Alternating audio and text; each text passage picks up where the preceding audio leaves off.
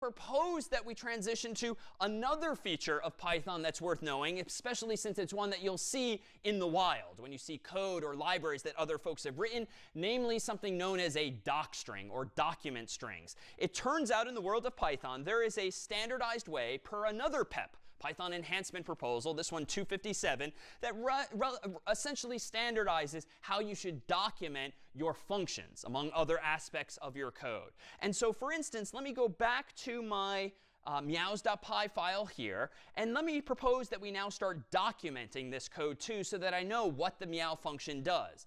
And in fact, the standard way of doing this, using docstring notation, would be as follows. To comment this function, not above it, as you might be in the habit of doing with code in general, but actually inside of it. But instead of commenting it like this, with the usual hash comment sign, like meow n times, it turns out that when you're formally documenting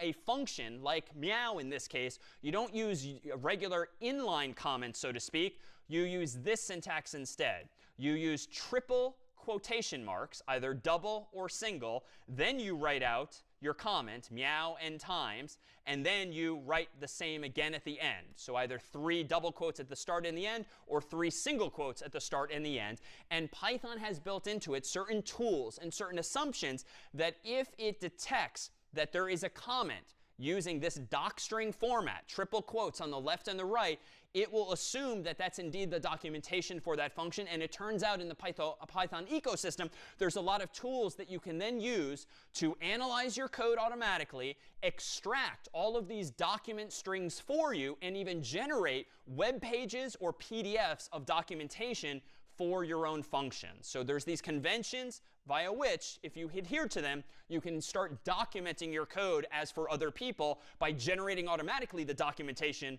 from your own code without writing something up from scratch manually. Now, it turns out if your function does take arguments and perhaps does a bit more, there are multiple conventions for how you can document for the human programmers that might be using your function, whether it's you or a colleague or someone else on the internet, to actually use these docstrings to standardize the information therein. So you might see this instead. Using these same triple quotes above and below now, you might see your one sentence explanation of the function, meow n times. Sometimes, depending on the style in use, it might actually still be on the first line, but with a blank line below it. But I'll keep everything uniformly indented. And this is a convention used by some popular Python documentation tools as well. You would say syntax like this: param n colon, and then a description of what n is, number of times to meow. Then colon type n colon int, which just indicates that the type of n is an integer. Then if this function could actually raise an exception, you can document that too. And actually, it's not really, well, it's arguably my mistake here. If n comes in as an argument and is not in fact an int, maybe it's a float or a string or something else, the multiplication sign here is not going to work. It's not going to multiply the string. It's going to trigger what I know from experience to be a type error. So I'm going to go ahead and proactively say in my own documentation that this function technically, if you use it wrong, could raise a type error, even though I'm hinting up here with this annotation that you should pass in an int. Again, Python doesn't enforce that. So if you pass in a float, this might in fact raise this function a type error. And so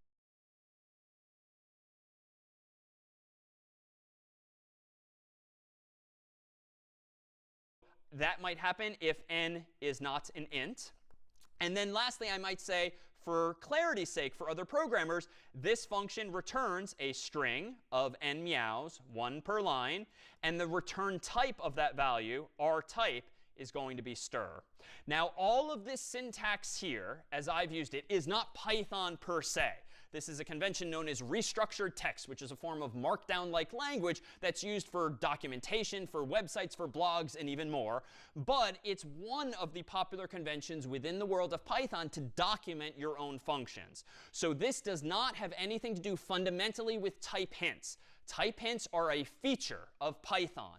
What I'm doing here is just adhering to a third-party convention of putting in between a Python docstring from the start to the end a certain standard format so that these third-party tools can analyze my code for me, top to bottom, left to right, and ideally generate documentation for me. It can generate a PDF, a web page, or something else so that I or my colleagues don't need to not just only write code, but also manually create documentation for our code. We can keep everything together and use tools to generate the same for us. Any questions now on these doc strings, which again are a convention of documenting your own code, often following some standard syntax? Yeah, so when you say like you would document it and put it in a PDF, is the purpose of doing this to kind of like publish it and share your function so other users can use it? Absolutely. In the past, when we have installed some third-party libraries, for instance, Cowsay a few weeks back, recall that I showed you what functions it had. But if you read the documentation, you might actually see that it was documented for us by the author of that program. Now, I don't believe they were using this particular syntax, but it was definitely useful for you and me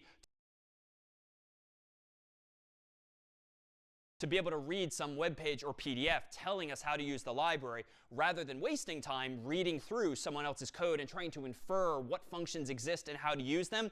It just tends to be much more developer friendly to have proper documentation for our own code or libraries as well.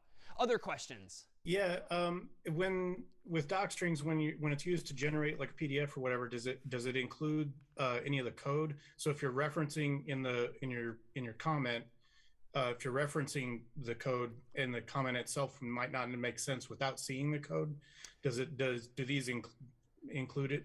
Short answer, you can do that. Not in the convention I'm using here, but there's actually a clever way to write in your doc strings sample inputs to your functions and sample outputs for your functions. And if you use a different tool that we've not discussed, that tool will run your code using those sample inputs. It will check that your outputs match your sample outputs. And if not, the program will yell at you saying you've got a bug somewhere. So this is just another way where you can use doc strings to not only document, but even catch errors in your code. This has been a lot, and there's a bit more to go. Why don't we go ahead here and take a 5-minute break, and when we resume, we'll take a look at yet another feature of Python, yet another library to write code faster. All right, suppose we want to modify this meows program to actually take its input not from the input function in the blinking prompt, but from the command line. Recall in our discussion of libraries that you could use something like sys.argv to get at command line arguments that a human has provided when you're running your program. So why don't we whip up a version of meow that uses command line arguments instead of, again, input. So I'm going to go ahead and delete what we've done here thus far. And let me propose that we import sys, as we've done in the past. And let's do this. How about if the user does not type any command line arguments, then my program will just meow once, just so that it does something visually interesting. Otherwise, let's also give the user an option to specify how many times I want the cat to meow. So let's start simple. Let's first of all go ahead and do this. If the length of sys.argv equals 1, that is, the user only typed the name of the program and nothing else after the in their command, then let's go ahead and just print out one meow like this. Else, for now, let's go ahead and print out something like this. Else, go ahead and print out, let's say, usage for the program, which will be usage of meows.py, just so that the user knows that the program itself is called meows.py. All right, now let me go down to my terminal window and start to type Python of meows.py. And at this point, notice that the length of sys.argv should indeed be 1. Why? Well, Python, the name, doesn't end up in sys.argv at all, ever. But meows.py, the name of the file, does. And it's going to go in sys.argv 0. But that's only one element, so the length of this thing is 1. There's nothing more to the right. So when I hit enter now, we should see indeed 1 meow. If I don't cooperate, suppose I do something like meows3 enter, then I'm going to see a reminder that this is how you use the program. And this is a common convention to literally print out the word usage, a colon, then the name of the program, and maybe some explanation of how to use it. So I'm keeping it very simple.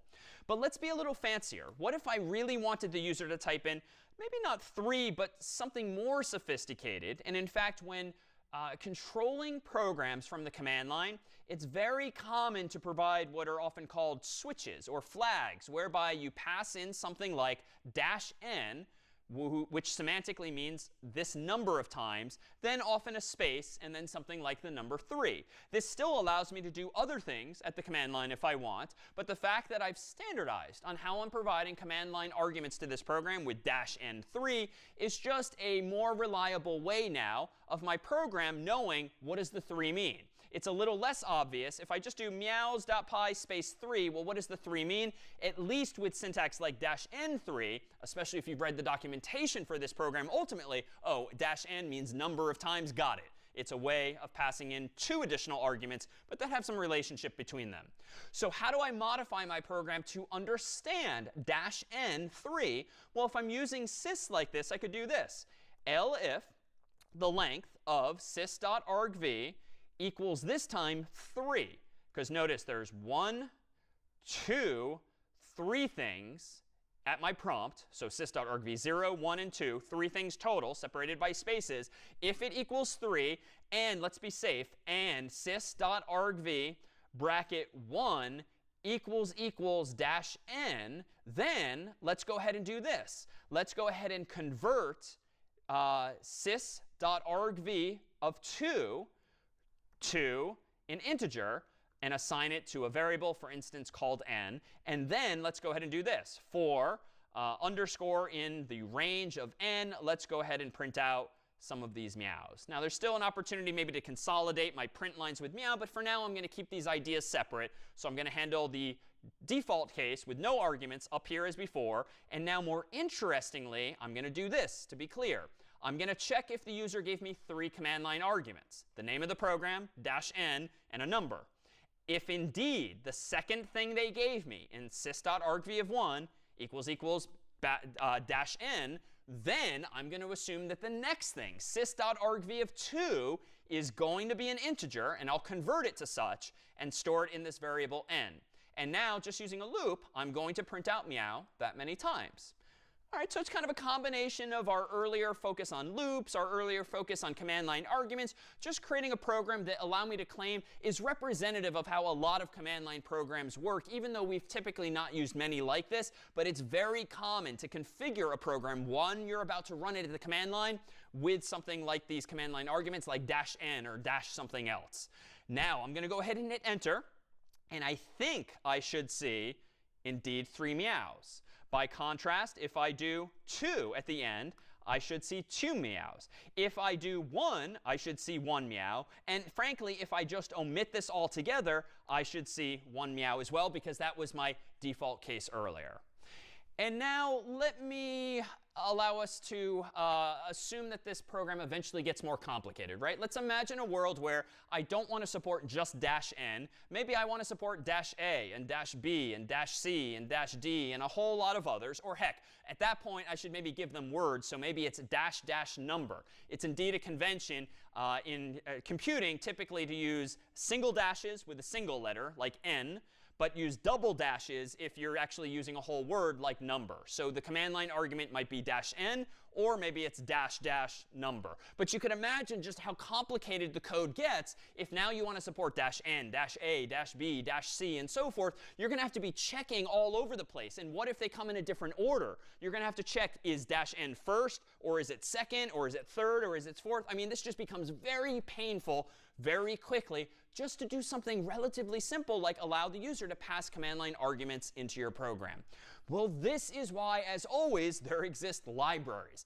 And another library that comes with Python that's probably worth knowing something about is this one here called argparse. In fact, with a lot of the tools I myself or CS50's team writes in Python, we very frequently use argparse whenever they are more complicated than a lot of our class demos and a little more similar to this one where we want to allow the user to pass in configuration options at the command line. And by supporting things like -n or -a or -b or -c, argparse is a library that, per its documentation, just handles all of this parsing, so to speak, this analysis of command line arguments for you automatically, so you can focus on writing the interesting parts of your program, not the command line arguments part. So how might we use this? Well, let me go back to VS Code here. Let me clear my terminal window, and let me propose that I rewrite this using not sys, but actually using argparse. And I'm going to start a little simple and then build back up. So let me throw all of this away for now and instead import argparse. Argparse stands for argument parser. To parse something means to read it, kind of pick it apart, to analyze it. So this is indeed going to do just that for me. Now let me go ahead and do this. And for this library, it's helpful to know a little object-oriented programming like we all now do. I'm going to create a variable called parser. I could call it anything I want. I'm going to set it equal to the return value of argparse dot argument parser with a capital A and a capital P, a constructor for a class called argument parser that comes with Python itself within this library here. Now, I'm going to configure this argument parser to know about the specific command line arguments that I myself want to support in my program. So I'm going to do this. Parser.add_argument. So that's apparently a method in the parser object. I'm going to add an argument of -n. Easy enough. Now I'm going to go ahead and actually parse the command line arguments. I'm going to do args, or I could call the variable anything I want, parser.parse args. And by default, parse args is going to automatically look at sys.argv for me. I don't need to import sys myself. I can leave the argument parser its code to import sys, look at sys.argv, and figure out where -n or anything else actually is. And what's nice now, because this line of code here results in the parser having parsed all of the command line arguments, I now have this object in this variable called args, inside of which are all of the values of those command line arguments, no matter what order they appeared in. Not such a big deal when I've only got one, because it's only going to go in one place at the end. But if I've got -n, -a, -b, -c, you could imagine them being in all different orders. They definitely don't have to be alphabetical. The user should be able to type them in any order they want. That's better for usability. Argparser is going to figure all of that out for me. And all I have to do now is this. If I want to iterate over that many numbers of arguments, and that many meows rather, I can do this. For underscore in the range of the int conversion of args.n. So dot is the syntax we kept using to access things like properties inside of an object. And that's what args is. It's an object returned by the parseArgs function for me. I'm going to go ahead now and print out, quote unquote, meow this many times. So it's not super simple. Like, these are 3 new lines of code I need to write and rather understand. But it's already a little simpler and more compact than my if and my elif and my ors and my ands and all of that Boolean logic. It's handling a lot of this for me. So if I didn't make any mistakes, let me run Python now of meows.py, enter. And I did make a mistake here. I did make a mistake. What's wrong here now? What's wrong? Well, I definitely didn't run it the way I intend. So -n3, enter. So it does work. But if I don't cooperate, this actually seems to be a worse version. If I don't pass in -n and a number, it just errors with a type error. Int must be a string. None is what came back. So there's clearly an error here. But the library is more flexible. I can actually provide some documentation on how to use this thing. So how do I know how to use this? Well, typically, it's conventional in Python and in a lot of programming environments to run a program with a special argument, -h or -.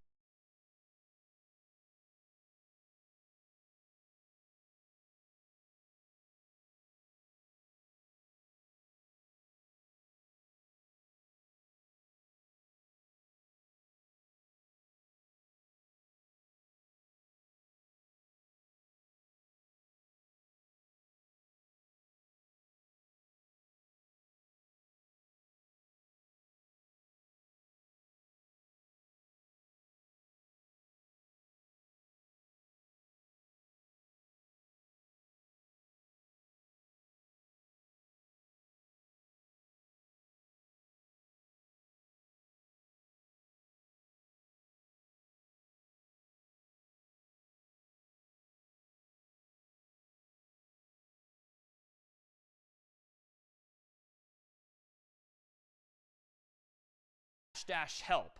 And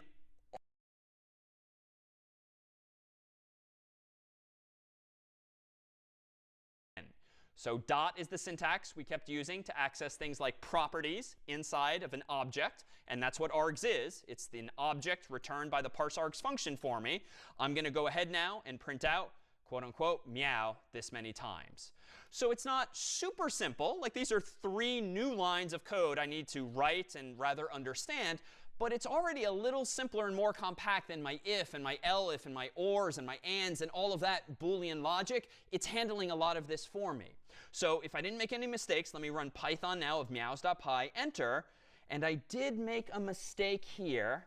I did make a mistake. What's wrong here now? What's wrong? Well, I definitely didn't run it the way I intend. So -n3, enter. So it does work.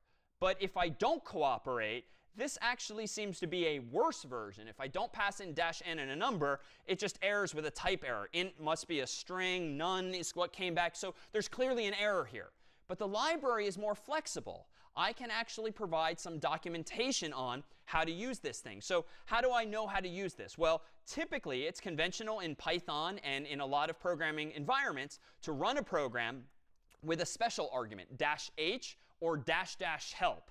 And almost always, I will claim, you'll then see some kind of usage information. And indeed, that's what I'm looking at now. I just ran Python of meows.py space -h. I'll do it again. Let me clear my screen and this time do --help in English. Enter, and I see the same thing. It's not very useful at the moment. It just shows me what the usage is up here. And this is kind of interesting. This is a standard syntax in computing, and we've kind of seen it in Python's documentation before. This just means that the program's name is, of course, meows.py. Square brackets, as almost always in documentation, means it's optional. So I don't have to type -h, but I can. I don't have to type -n and another value, but I can. And then down here is some explanation of these options, and more verbosely showing me that I can also do --help and not just -h. But this is so generic. This has nothing to do with my program. This is not going to help my users when I actually release this software for the world. So let me go ahead and improve it. Let me add a description to my argument parser that the humans will see. Meow like a cat, quote unquote, is going to be the value of this named parameter called description. And let me also add a help parameter to my -n argument that just explains what -n means. Number of times to meow, quote unquote. I'm not going to change anything else, but I am going to go back to my terminal window and run Python of meow. I'm going to run Python of meows.py -h or equivalently --help. And now notice that this is a little more user-friendly. If I scroll up, we still see the same usage, but there's a quick sentence in English of explanation that this program meows like a cat. And if I look at the options now, oh, that's what n means. It's the number of times to meow. And this capital N, a meta variable, if you will, is just indicating to me that I need to type a number by convention after the lowercase -n. So it would be nice, though, all that said, if my program still didn't just break when I run it without any command line arguments, right? Ideally, my program would handle this just like my manual version did when I used sys.argv myself. So we just need to add a little more functionality to this library. And if I read the documentation, I'll see that add argument takes yet another named argument if you want. You can specify a default value for -n, for instance, 1. And I'll do that there. And you can further specify that it's got to be an int. And what this will additionally allow me to do is if I tell argparser to make sure that the value of -n is an int, I don't need to do the conversion manually. I can just trust down on line 7 that when I access the property called n inside of my args object, it's going to be automatically an int for me. And again, this is the value of a library. Let it do all of the work for you so you can get back to focusing on the interesting project at hand, whatever problem it is you're trying to solve. Like in this case, granted not that interesting, but meowing like a cat. Let me go ahead now and run Python of meows.py and hit enter this time. No arguments, and now it meows. Why? Because I specified that if I don't, as a user, specify -n, it's going to have a default value of 1 apparently. And I don't have to convert that value from a str to an int because I told argparser, please just make this an int for me. Any questions now on argparse, or really this principle of just outsourcing the commodity stuff, the stuff that everyone's program eventually needs to do so that you can focus on the juicy part yourself. What does args.n contain? What does args.n contain? It contains the integer that the human typed after a space after -n. A good question. Other questions? Yeah, did when you specify the type for the argument, what happens if does that basically handle the exception if the user inputs a string in this case? A really good question. Suppose that the human does not type a number and therefore not an int. Well, let's see what happens. So Python of meows.py -n dog, where dog is obviously not a number. Enter. And voila, we see an automatically generated error message. A little cryptic, admittedly, but I'm seeing a reminder of what the usage is and a minor explanation of what is invalid about this. And again, this is what allows me to focus on writing the actual code we care about and just letting the library automate some of this stuff for us. All right. Well, allow me to propose now that we take a look at one other feature of Python that we've seen before, but it turns out we can use it even more powerfully as our programs become more sophisticated and the problems we're trying to solve themselves become more involved. Let me go ahead and turn to VS Code, closing out meows.py and creating a new file, for instance, called unpack.py. So code of unpack.py. And let me just remind us what we mean by unpacking, because this is actually a feature of Python that we've seen before. For instance, suppose that I write a program that prompts the user for their name, like David space Malin. Wouldn't it be nice if we could sort of split the user's name into two separate variables? And when we've done this in the past, we've done it in a few different ways, but one of them involved unpacking a single value that comes back from that, like a list or some other data structure, and putting it immediately into two variables. So let's do this here. Let me go ahead and call the input function, asking someone, what's your name, ?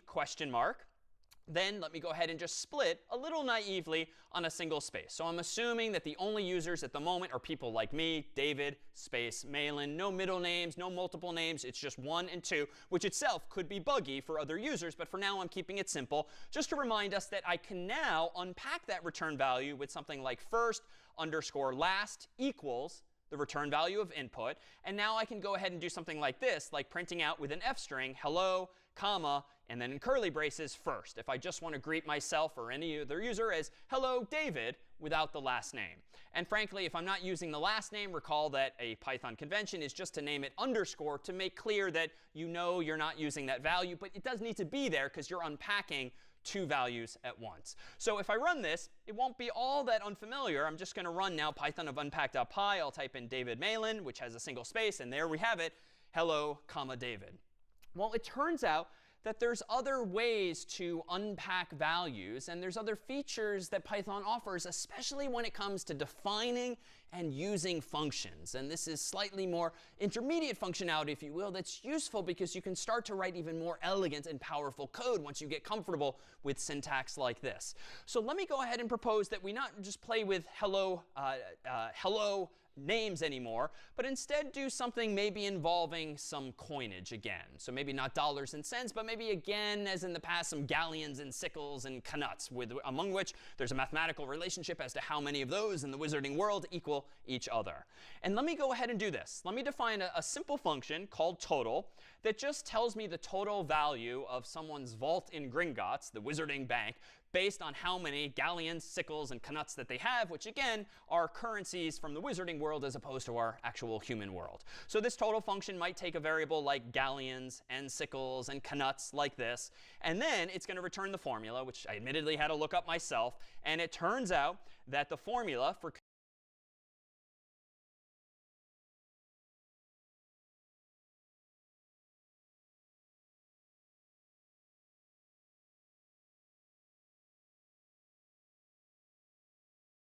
converting galleons and sickles to knuts would be this.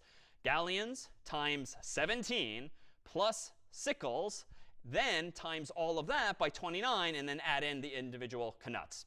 Not sure in what detail this came up in the books or movies, but here we have it, the official formula. All right, now let's go ahead and do this. Let me go ahead and call the total function with just some sample inputs. Suppose that someone like Harry has 100 galleons, 50 sickles, and 25 knuts.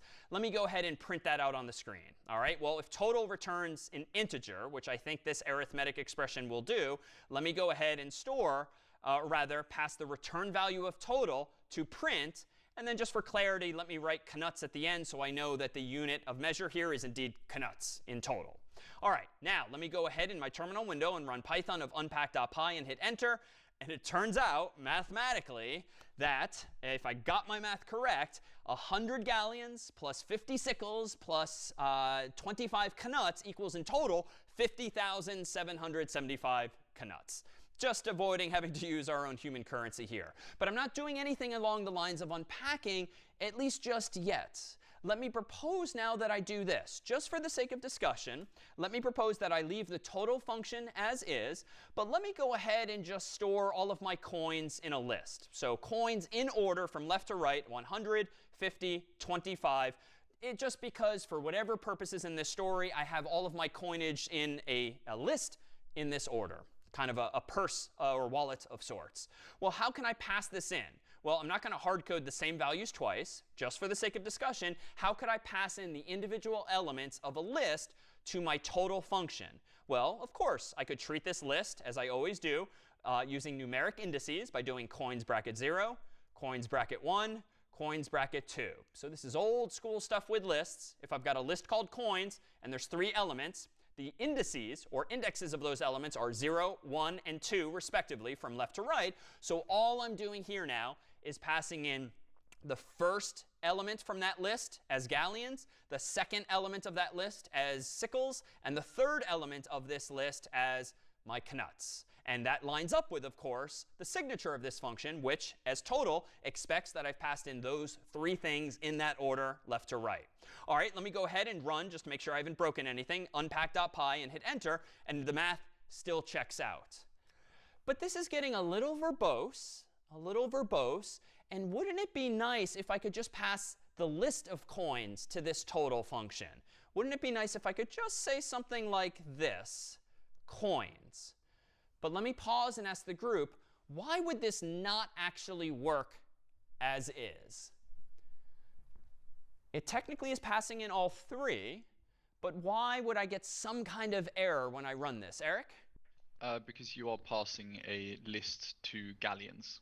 Yeah, I'm passing a list 3 as is. Pause and just pass the list of coins to this total function. Wouldn't it be nice if I could just say something like this, coins? But let me pause and ask the group, why would this not actually work as is? It technically is passing in all 3, but why would I get some kind of error when I run this? Eric? Because you are passing a list to galleons. Yeah, I'm passing a list to galleons and nothing for sickles and knuts. And notice those don't have default values. There's no equal signs on that first line of code, which means Python's not going to know what value should be assumed there. So it just seems like it's not going to work. Plus, it's the wrong type, as Eric notes. It's a list, and it's not an integer, as it was before. So let's actually run this incorrect version, Python of unpack.py, enter, type error. And that is probably what you might expect. Like I'm messing up with the types here, and I'm required to pass in 2 positional arguments, sickles and knuts, that were not even passed. So I've definitely erred here. But it certainly seems unfortunate if the only solution to this is to do what I previously did, which is index into the first element, index into the second element, index into the third. Like you can imagine, with bigger, fancier functions that take even more arguments, this is going to get very verbose and honestly very vulnerable potentially to just mistakes, typos on my part. But here too is where you can do what's known again as unpacking a value in Python. Right now a list is kind of packed with multiple values. My current list has these 3 values, 100, 50, and 25 respectively. But they're all packed up in this one list. Wouldn't it be nice if I could unpack that list just like I previously unpacked the return value of the stir class's split function into multiple things too? And indeed, I can do just that. Python actually allows me to pass in not coins, but star coins. So if you use a single asterisk at the beginning of your variable, that will unpack it. And it will take one sequence, in this case, coins of size 3, and explode it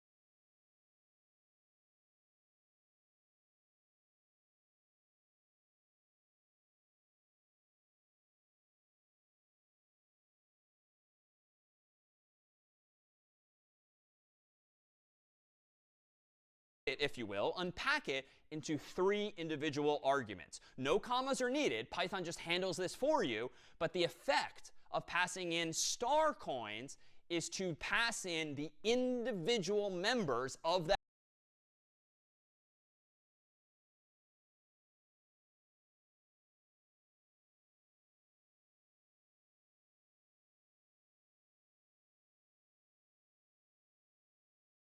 list, which in this case are going to be 100.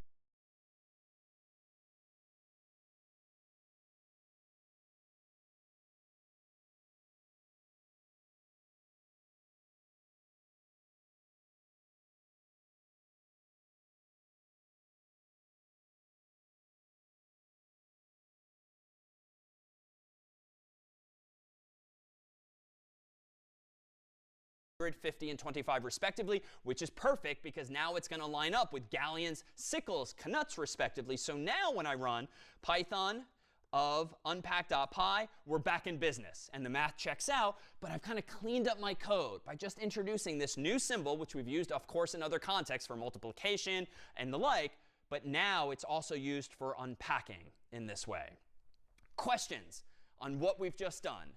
It's a single operator, but it's already quite powerful because it allows us to take a data structure and unpack it and pass it in individually. Does that work for tuples, sets, dictionaries as well? Tuples, yes. Sets, I don't know. Rangshin, I don't know if order is preserved. No. Oh, is that no, it does not? Or you know you're checking? Order's not preserved, so it wouldn't work with set? Does not work with set. Does not work with set. Sorry, I'm verbally Googling here just to save us some keystrokes. So it would work for enumerations where order is indeed preserved. And we'll see another example in a moment where it actually can be used in a different way for dictionaries, which nowadays do preserve order. Other questions on unpacking in this way? Yes. Hi. Hello. Can you use unpacking to get the value, for example, 10 plus 50 plus 25 instead of a for loop and then result plus? Short answer, no. If you want the individual values, you should be just indexing, in this case, into those specific locations. This is returning multiple values, the equivalent of a comma-separated list. So you would use the earlier approach if you cared about the individual locations. How about one other question on unpacking? What if we have declared we declare some default values, and if you use these asterisk coins, will it overwrite or will it skip it? Good question. If I heard you right, what if, for instance, the list has 4 values, like this here, and you're still unpacking it when it's only 3 that's expected? Well, let's try it. Python of unpack.py, enter.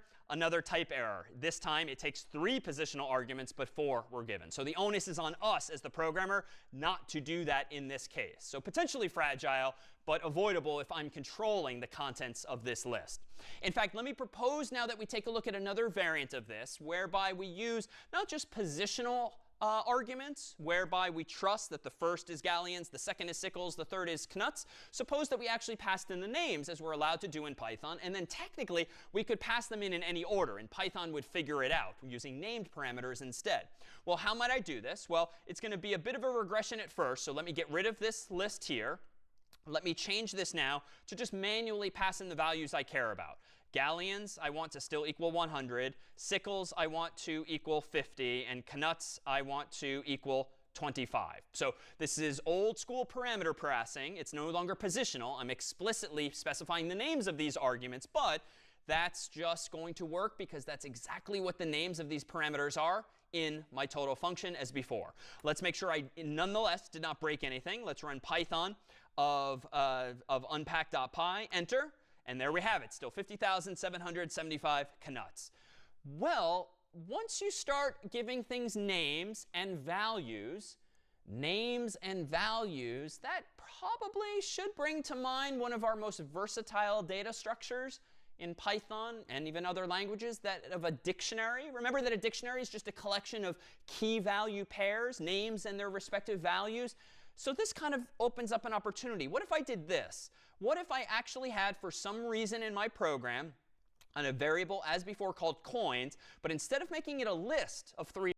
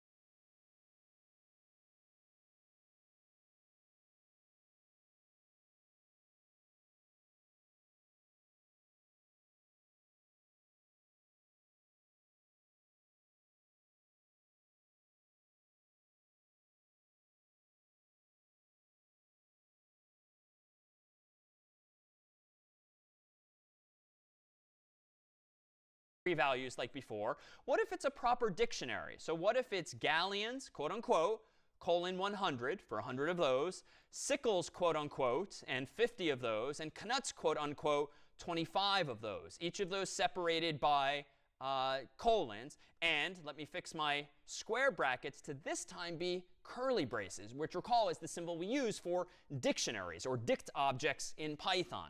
So now I have a dictionary called coins, not a list. It's a collection of keys and values, 3 keys, galleons, sickles, knuts, and 3 values, 100, 50, 25 respectively.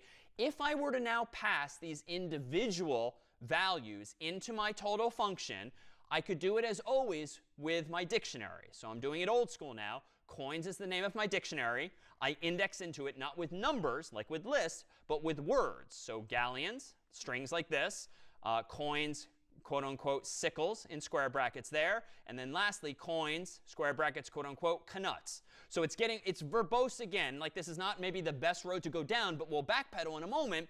This is just how, if you happen to have all of your coins stored in a dictionary, you could pass the galleons, sickles, and knuts into your function respectively. Let's make sure I didn't break anything. Let's rerun Python of unpack.py, and we're still good. Now, how could we get to a situation like this? Well, as always, imagine this program's a little longer than this one here, and somehow you're using a dictionary, maybe just to keep track of someone's purse or wallet, like how many coins of each type that they have, and as such, it's perfectly reasonable to use a dictionary. But then you want to print out the total, and darn it, if that total function does not expect a dictionary, so you cannot just do something nice and simple like pass in coins for reasons we saw earlier. That would be a type error. Total expects 3 arguments, 3 integers. You can't just pass in a dictionary. But if that's the data structure you're using to store the person's purse or wallet, well, it's kind of unfortunate that we have this clash between these data types. Well, here's what we can do. We can't pass in coins because watch, if I try doing that and run Python of unpack.py, we're getting another type error. Missing 2 required positional arguments, sickles and knuts. I have to pass in 3 things.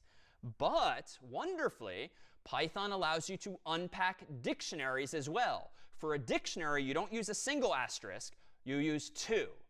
And what this syntax has the effect of doing is passing in 3 values with names. It has the effect of passing in galleons equals 100, comma, sickles equals 50, comma, knuts equals 25.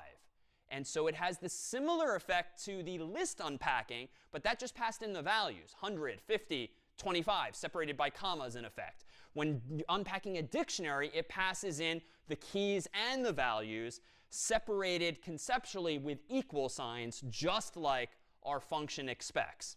So if I now run Python of unpack.py again, we're still good, but we've tightened our code up again.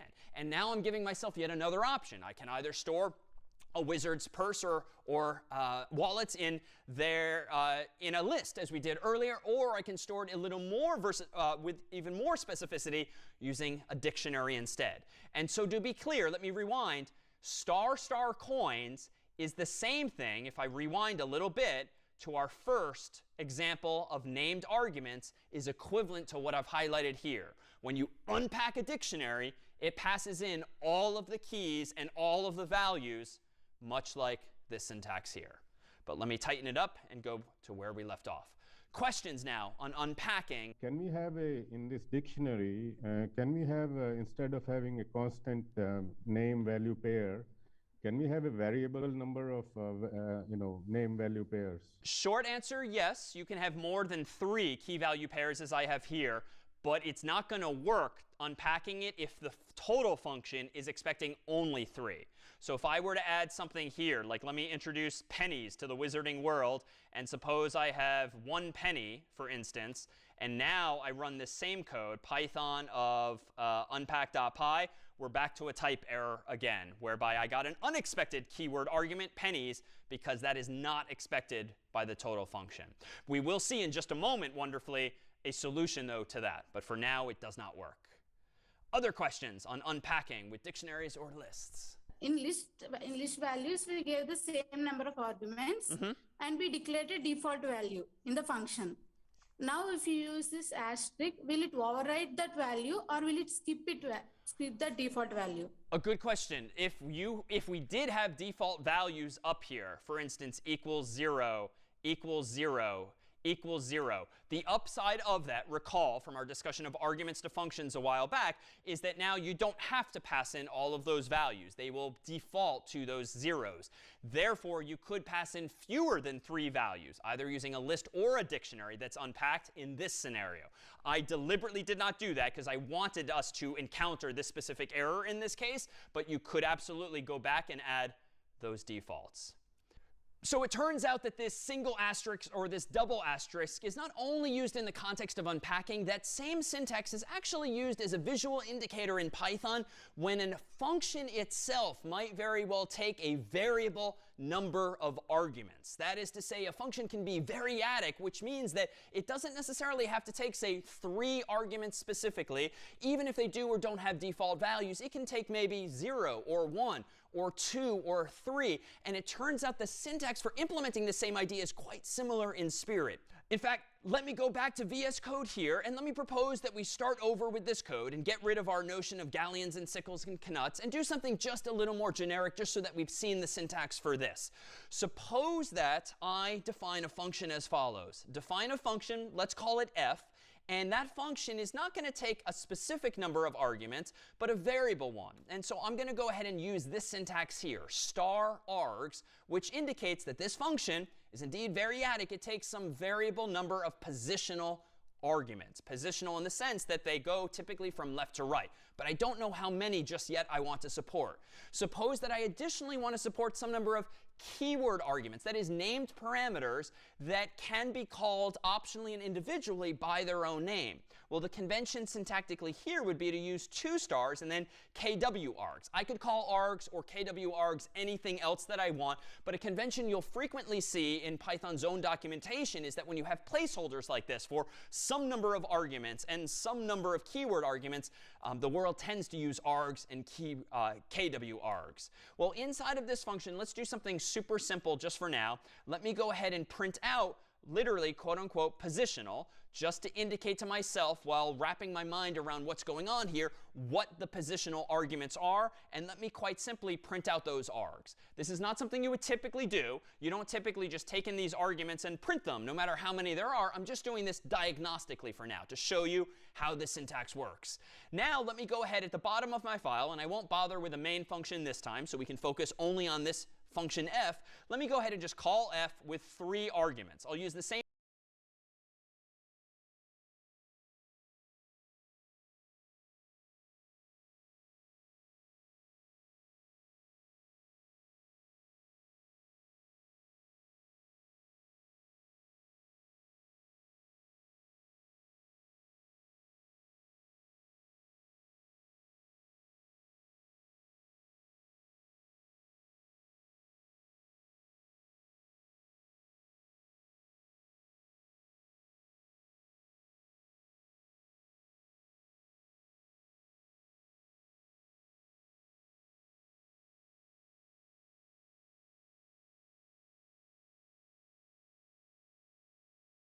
same arguments as before, but I didn't bother giving them names just yet, like galleons and sickles and knuts and the like.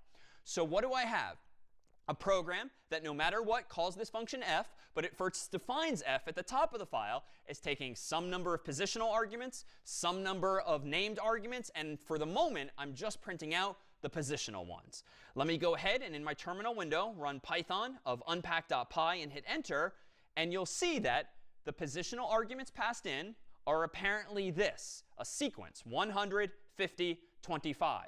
But notice this, if I clear my terminal window there and pass in something else like 5, a fourth argument, previously, if I tried to change the number of arguments I'm passing in to my total function, which was only defined as taking 3, I would have gotten a type error, some visual indication that no, you can't pass in more or fewer arguments than is actually in the function's definition. But now watch, if I run Python of unpack.py, this time passing in 100, 50, 25, and 5, a fourth argument, all 4 of those went through just fine.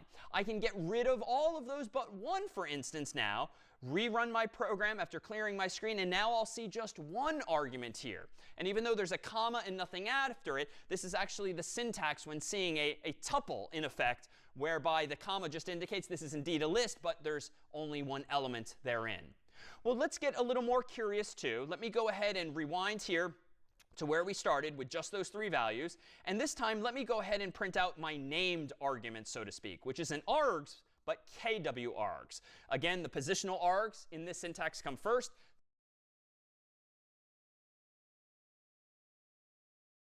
Values. And this time, let me go ahead and print out my named argument, so to speak, which is an args, but kw args. Again, the positional args in this syntax come first. The named arguments, kw args, come second. That's what Python prescribes.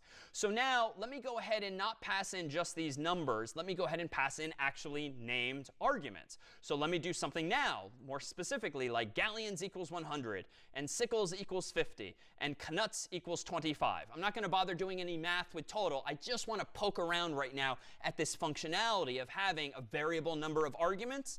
And what's neat now is if I run Python of unpack.py and hit enter, no problem. What kwargs is automatically a dictionary that contains all of the named arguments that were passed to my function. Which is to say, when designing your own functions, if you want to support more than one argument, maybe more than 2 or 3 or 4, maybe a variable number of arguments indeed, you can support both. A variable number of positional arguments that are just value, comma, value, comma, value, or any number of named arguments where you actually put the name of the parameter equals the value and then maybe a comma and some more of the same. So now it turns out we have seen this before in some of the functions we've used to date.